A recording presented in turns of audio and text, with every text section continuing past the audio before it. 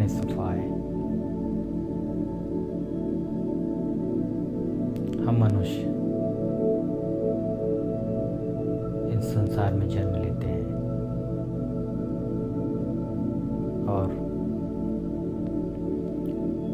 और इस संसार के बने हुए सिस्टम में जीवन भर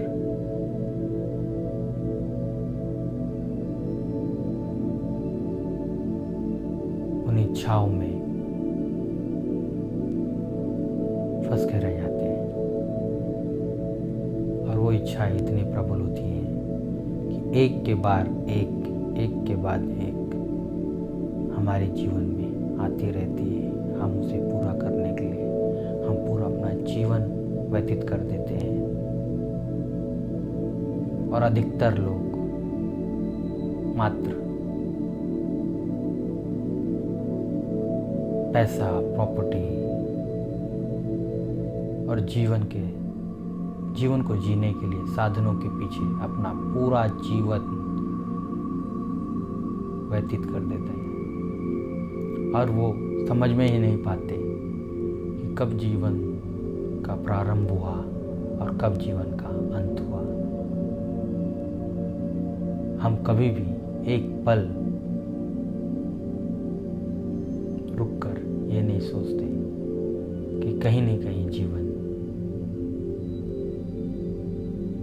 इन साधनों से कहीं न कहीं अपार है। कम से कम इसका कुछ अर्थ है। हमें लगता है कि ये दिखने वाला संसार जिसमें आज हम चीज़ों से ग्रसित हैं, जिससे मैंने बोला पैसा, प्रॉपर्टी और जो भी साधन जो हम जीवित रहने के लिए आवश्यक है, पर यही एकमात्र सत्य नहीं है। यही एकमात्र जीवन का अर्थ नहीं है।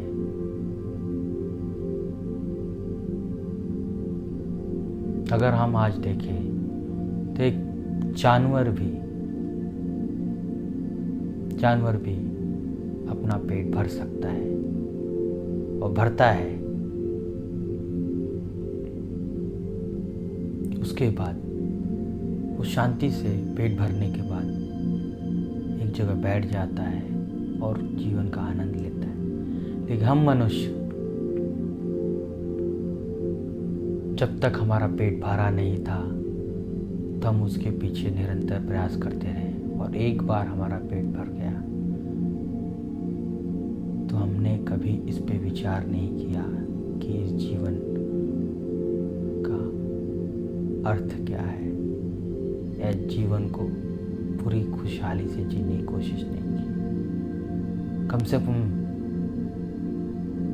पशु ने तो ये जान चुके हैं कि पेट भरने के बाद हमें इस जीवन का आनंद लेना है।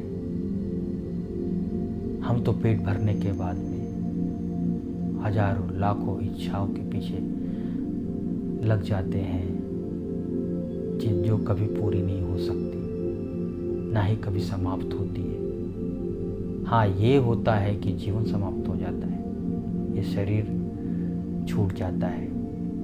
वही शरीर जो जीवन भर अपने परिजनों के लिए ठोकरें खाता है, परिश्रम करता है और एक दिन वो शरीर जमीन पर पड़ा हुआ रहता है। वही सब शरीर जो जीवन भर सबके लिए पूजनीय होता है, सबके लिए आदरणीय होता है, सबके लिए सब कुछ होता है, और वही शरीर जब ज़मीन पे पड़ा हुआ रहता है तो जितने हमारे आसपास के लोग हैं, हमारे परिजन हैं, चाहते हैं कि इसे जल्द से जल्द यहाँ से हटाया जाए।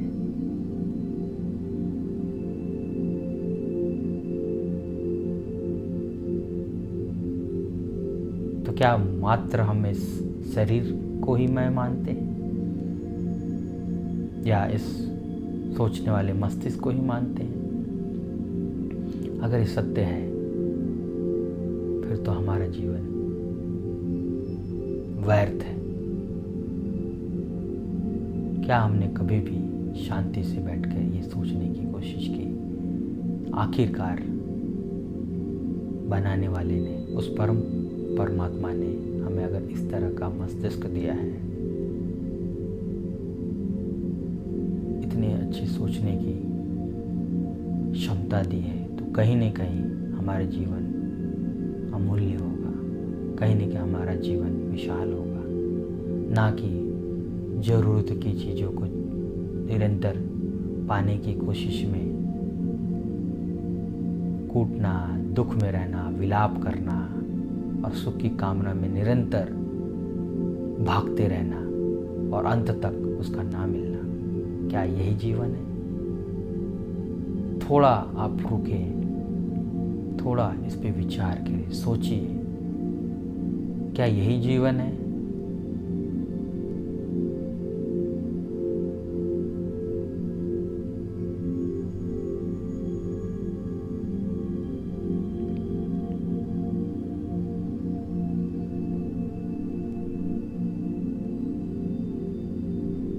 हम इतने मूर्ख हैं कि हमें लगता है कि इस पूरे संसार को हम चला रहे हैं और हमने कुछ मिसाइल्स या चांद पे हमने कदम रख लिया और ब्रह्मांड का अध्ययन कर पा रहे हैं, तो हम इस सृष्टि को समझ लिए, जान चुके हैं। अगर एक उदाहरण के तौर पे देखा जाए, ये सृष्टि, ये ब्रह्मांड अगर 100% का अस्तित्व रखता है, तो उसमें से पृथ्वी का अस्तित्व मात्र एक, कम से कम 1% का होगा। अगर पृथ्वी का अस्तित्व 1% है, तो हम इंसानों, जीवों का अस्तित्व मात्र एक तिनके के भांति होगा इस ब्रह्मांड में। और ये कटु सत्य है। और वो तिनका, वो मनुष्य, उसे लगता है कि सब कुछ इस संसार में हम ही कर रहे हैं। कितना मूर्ख है, ये नहीं समझ पाता कि ब्रह्मांड में जो 99% जो हमने उस ब्रह्मांड को देखा नहीं, समझा नहीं, वो चलाने वाला, पूरे ब्रह्मांड को चलाने वाला कितना विशाल है।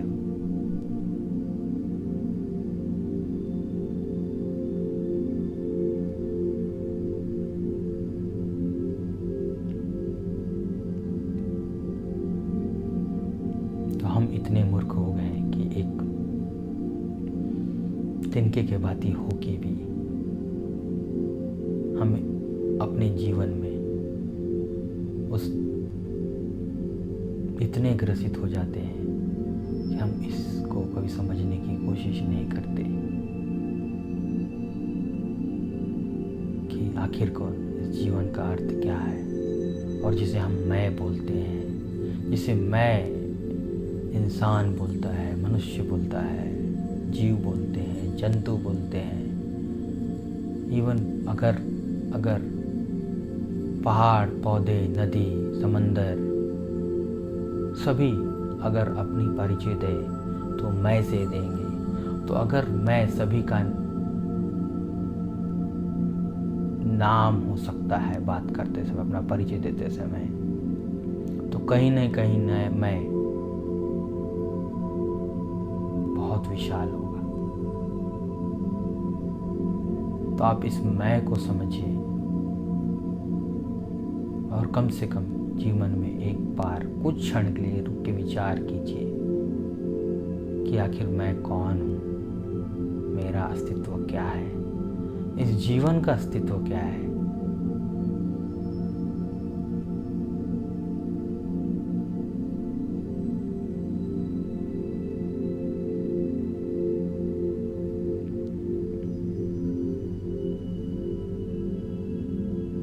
नहीं तो जीवन इसी तरह प्रारंभ होगा और इच्छाओं से ग्रसित होकर एक दिन समाप्त हो जाएगा। और जीते जी इस शरीर में रहते हुए आप उसका ज्ञान नहीं कर पाएंगे, कि आखिरकार जीवन क्या है।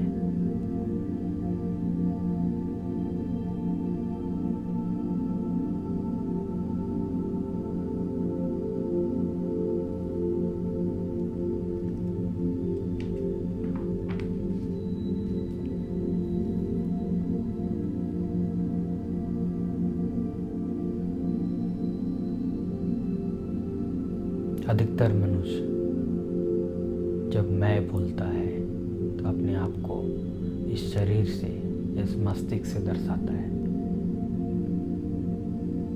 मेरा ये पूछना है आप सभी से कि अगर मैं ये शरीर है, ये मस्तिष्क है, तो ये निरंतर बदलता क्यों रहता है? अब देखिए, बाल व्यवस्था में आपका शरीर कुछ और होता है, आपका मस्तिष्क कुछ और सोचता है। वैस व्यवस्था में आपका शरीर कुछ और होता है और निरंतर बदलता है, और मस्तिष्क कुछ और सोचता है, विचार करता है। उसी तरह वृद्ध व्यवस्था में आपका शरीर बदलता है और आपका मस्तिष्क में कुछ और विचार होते हैं, कुछ और सोच होती है। तो ये निरंतर जीवन में बदलने वाला शरीर और मस्तिष्क मैं कैसे हो सकता है? और मैं को समझने की कोशिश कीजिए। मैं जिसे हमारे पूर्वज ने बोला हुआ है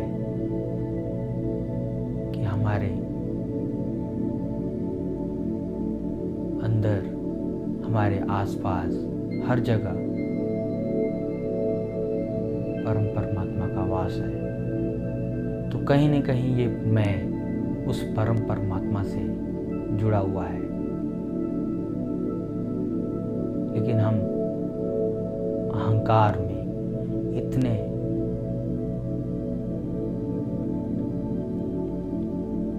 विलुप्त हैं, इतने ग्रसित हैं कि हमें मैं का मतलब ये शरीर और मस्तिष्क की लगता है और कुछ नहीं। ना ही हमने उसे जानने की कोशिश किया। अगर ये ब्रह्मांड भी अपना परिचय किसी को दे तो मैं से देगा। तो आखिरकार वो मैं कौन है जो सब कुछ जानता है?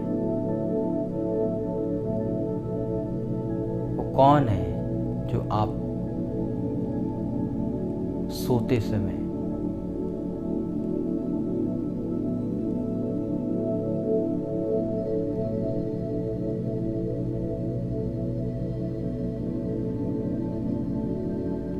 जब आप सोते समय आप देखते हैं कि सोते समय ना ही आप अपने परिजन, ना ही अपने शरीर, ना ही अपने मस्तिष्क, और ना ही अपने सांस और धड़कन को भी नहीं देख पाते, ना उन्हें सुन पाते हैं, ना ही उनकी अनुभूति कर पाते हैं। तो अगर आप इस शरीर को, मस्तिष्क को मैं मानते हैं, तो उस समय, उस क्षण में आप कहाँ चले जाते हैं? और आप जहाँ पर आपको इसका ज्ञान नहीं होता है कि आपकी सांसें तक भी आप देख नहीं पाते, अपना शरीर तक भी देख नहीं पाते, किसी को वहाँ नहीं ले जा पाते। और उसके बाद जब आप सोकर उठते हो तो कोई आपसे पूछता है कि आपकी नींद कैसी हुई, किस प्रकार आप सोए, तो आप अच्छे में या बुरे में अपना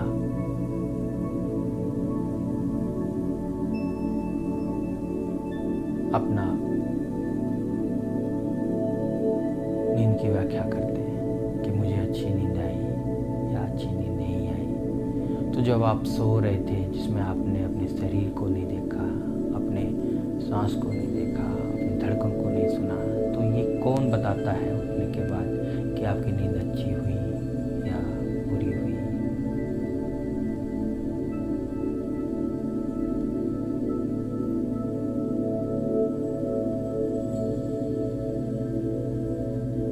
और इतना ही नहीं, सोते सोते में आप जब स्वप्न देखते हैं तो कभी आपने ये ध्यान दिया है कि जब स्वप्न देखते हैं, आप सपना देखते हैं, तो उसमें सपना जब आप देख रहे हैं तो सपने में भी आप होते हैं। अब जब सपने में आप हैं, सपने में आप सारी चीज़ें, पेड़ पौधे, इंसान, बिल्डिंग्स, पक्षी, पशु, सभी आप देख रहे हैं और उनका अनुभव कर रहे हैं, जिसमें अनुभव आपका बुरा भी होता है, अच्छा भी होता है। तो जब आप स्वप्न में हैं तो स्वप्न कौन देख रहा है? स्वप्न की अनुभूति कौन कर रहा है?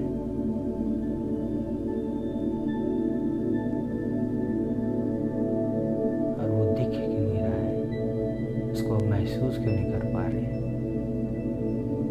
इस पे विचार करें।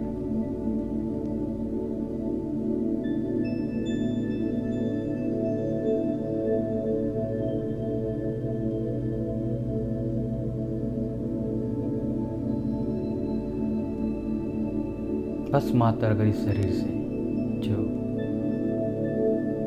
हमारी 5 इंद्रियां हैं, जिसमें हम देखते हैं, सुनते हैं, सूंघते हैं, जिसे हम चखते हैं मुंह से और उंगलियों से, हाथ से हम टच करते हैं, स्पर्श करते हैं, ये 5 इंद्रियां, अगर ये 5 इंद्रियां अगर शरीर से निकाल ली जाए तो क्या कभी आपने विचार किया है कि इस संसार का अस्तित्व भी हो सकता है?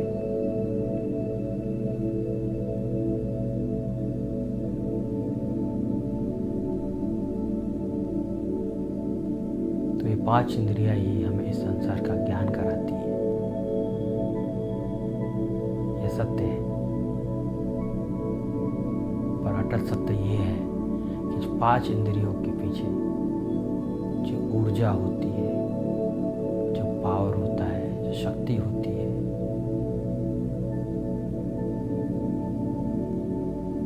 वो कौन दे रहा है? उसका क्या अस्तित्व है?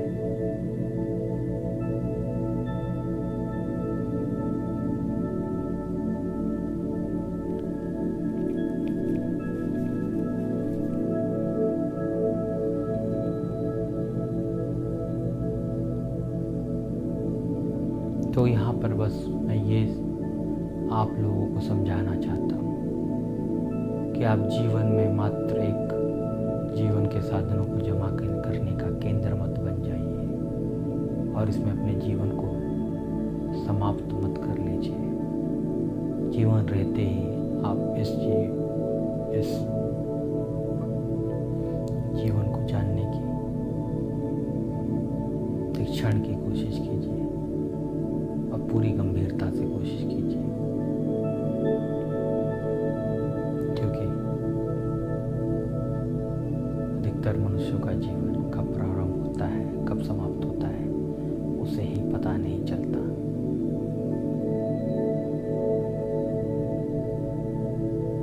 ये जीवन अमूल्य है। दुख, पीड़ा, विलाप में और सुख की कामना में निरंतर फंसे मत रहिए और उससे ऊपर उठकर सोचिए, समझने की कोशिश कीजिए और खुश रहिए। और आप देखेंगे कि एक बार इस जीवन को समझने के बाद, जो सत्य में उसका अस्तित्व है, समझने के बाद ये जीवन इतना खुशहाल, इतना प्यार से भरा हुआ, इतना सुखदायी हो जाता है कि फिर आप किसी भी भौतिक चीज़ों की आपको कामना नहीं होती है। सारी इच्छाएं उसमें ही समाप्त हो जाती हैं।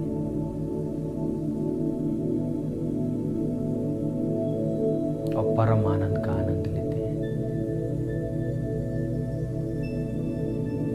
जो जीवन में कभी भी ये भौतिक चीज़ें, पैसा, प्रॉपर्टी, तरह की चीज़ें कभी भी आपको दे नहीं सकती, वो आनंद कभी आपको नहीं मिल सकता।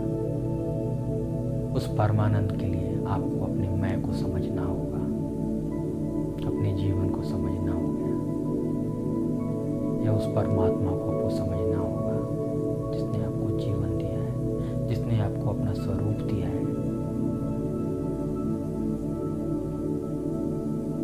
आपको अपने हृदय में धड़कने वाले उस धड़कन की एक एक बीट को समझना होगा कि आखिरकार इसका अस्तित्व क्या है।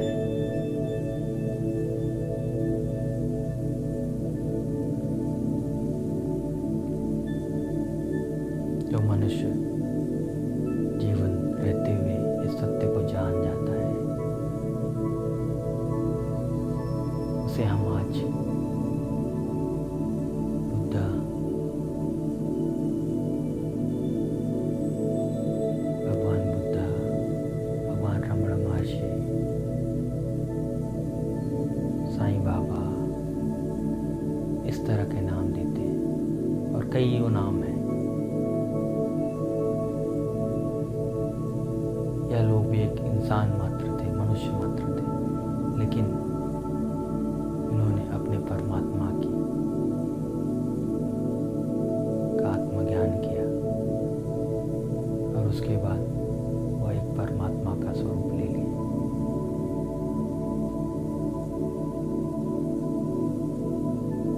इस सत्य को समझिए और अपने जीवन की खोज कीजिए, अपना आत्मा ज्ञान कीजिए।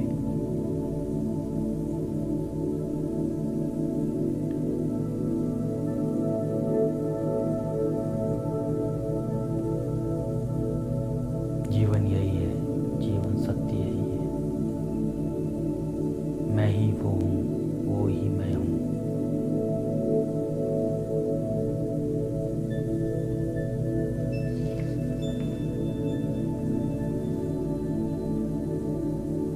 परमात्मा ही सत्य है, सत्य ही परमात्मा है। उसे समझिए, उसे जानिए। कम से कम एक बार जीवन में पूरी गंभीरता से विचार कीजिए कि मैं कौन हूँ, और ये बार बार निरंतर अपने से प्रश्न कीजिए कि मैं कौन हूँ और मेरा जीवन